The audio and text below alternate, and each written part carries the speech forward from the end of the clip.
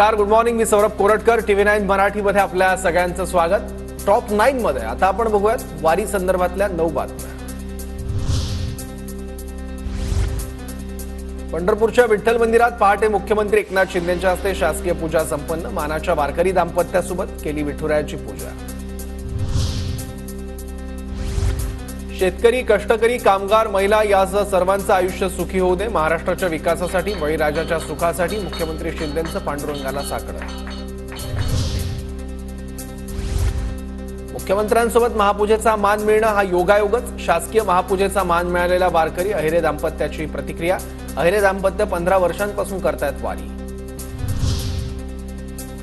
नामदेव पायरीजवळ वारकऱ्यांची मोठी गर्दी. पोलिसांकडून टाळ्यांसह विठू नामाचा गजर. वारकऱ्यांची सेवा करण्यात पोलीसही दंग.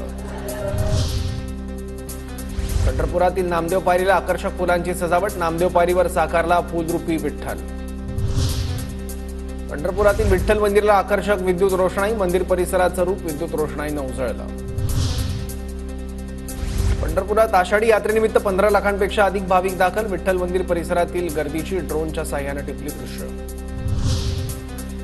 आषाढी एकादशीनिमित्त पंढरपुरातील चंद्रभागेच्या तीरी वैष्णवांचा मेळा. पंढरी विठुनामाच्या निनादात दुमदुमली.